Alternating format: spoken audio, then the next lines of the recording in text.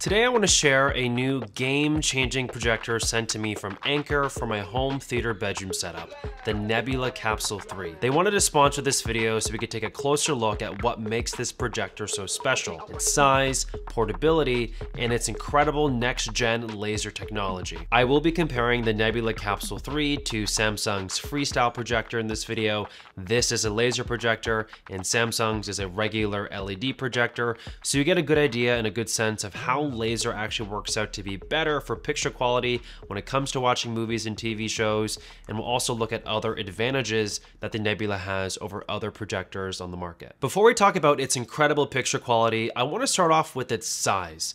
It is the smallest 1080p projector I've ever seen. Like, this is genuinely like a pocket-sized projector. It is essentially the size of my hand, if not a little bit smaller, just to give you some context. Like, even if I paired it up against my Google Pixel 7 Pro, they're essentially the same size, which is pretty incredible. Here's another look at the Nebula Capsule 3 compared to Samsung's Freestyle projector, as well as BenQ's GV30 that I also have in the studio. It is astonishing how small and unobtrusive this device is. Like, you can throw this into any bag or any purse and you wouldn't have any issues. Another great advantage about the Nebula is its portability, as it can run solely on battery power, where you can go 2.5 hours for movie watching and up to 10+ hours of music playback. Yes, so the Nebula actually does double as a Bluetooth speaker, which is really cool. It has these perforations on the back of the capsule where the speakers are located. They are 8-watt speakers that do support Dolby Digital Plus, so they actually sound pretty good. So the Nebula Capsule 3 actually shapes up to be something that you'd actually want to bring everywhere because of its portability,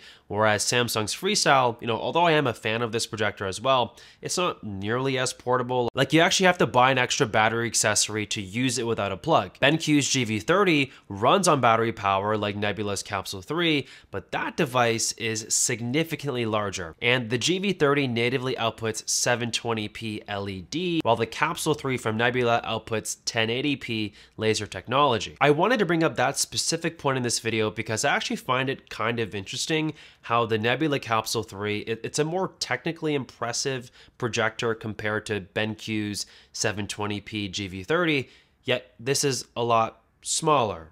So, like, kudos to you, Nebula. Like, this is really well designed. As for picture quality, I was actually taken aback by how much of a difference I could see between Nebula's 1080p laser projection and Samsung's 1080p LED projection. The image is brighter, less muddy, and more detailed, especially in darker scenes for the Nebula. I found that Samsung's projector started to lose quality when movies got really dark, whereas Nebula's preserved it quite well and it actually looked really good. I was shocked at how good dark scenes looked on the Nebula Capsule 3 thanks to the laser technology doing a better job with brightness and color reproduction. I watched all kinds of movies, TV shows, and YouTube videos on the Nebula Capsule 3, and I have to say, it is easily the best projector I've used thus far in terms of quality. The same results obviously apply when I compare it to BenQ's GV30, which has a lower resolution at 720p, and it is an LED projector and not laser. Nebula actually quotes that the brightness difference between LED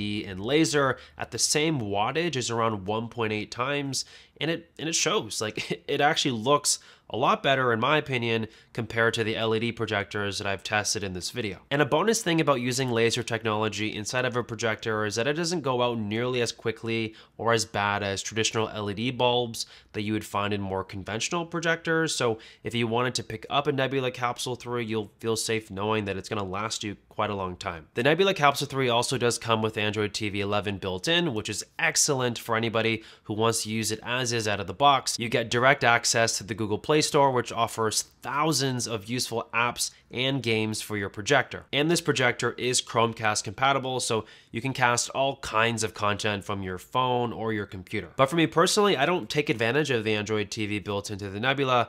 I do something completely different for my home theater bedroom setup with this projector. I connect the Nebula Capsule 3 directly to the Apple TV 4K inside of my bedroom. I have it hooked up on the same side table with an HDMI port, and I have the Nebula resting on a tripod arm that attaches to the table. Once I turn it on, it is super effortless to set up. The Nebula has keystone correction to ensure the image is perfectly aligned on my wall, and it's not just vertical keystone, it also has horizontal keystone, which is absolutely perfect for someone like me in my setup because I have my projector off center in my room, so I really needed that horizontal keystone to make it look flush on the wall, which it does. So thank you, Nebula, for that. And also, this projector does an awesome job with autofocus thanks to the built-in sensor at the front of the projector. Okay, but something very cool is that when I plugged in this Capsule 3 into the Apple TV 4K, I don't get a 1080p signal.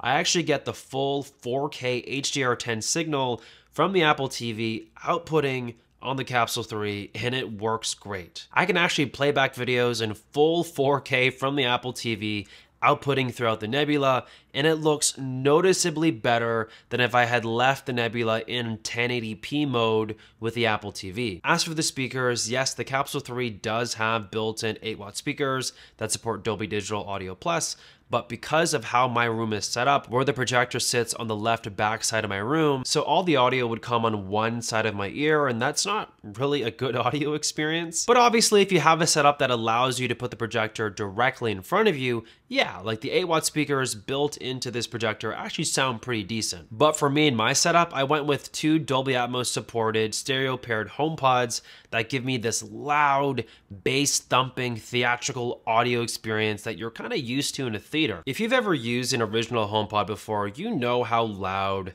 a single one can get. So when you have 2 of these stereo paired in a really small room, yeah, it's gonna fill the room completely and it's gonna sound awesome. And then when you pair that with a 4K HDR image coming out of the Apple TV 4K being projected from the Nebula Capsule 3, well, that's a recipe for a really good theatrical experience in your room. Another thing about the Capsule 3 is that it does come with a really good remote. You get a power button, volume, D-pad, and all the essential buttons that you would need to control the projector. I do personally love the addition of the Google Voice Control button. That's super clutch for anybody that prefers to use Android TV because we all know that Google Assistant is a lot better than Siri.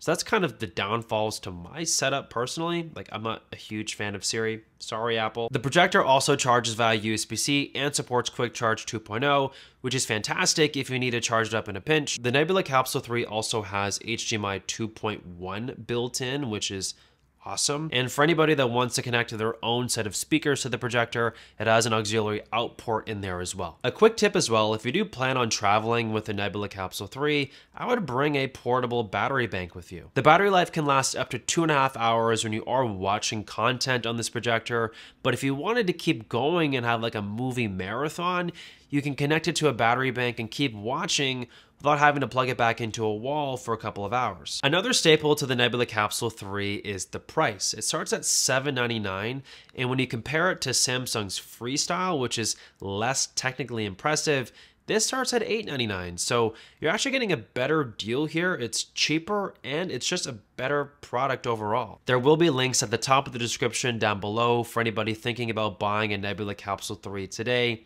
Thank you so much for watching. I'll catch all of you guys in the next video. Peace.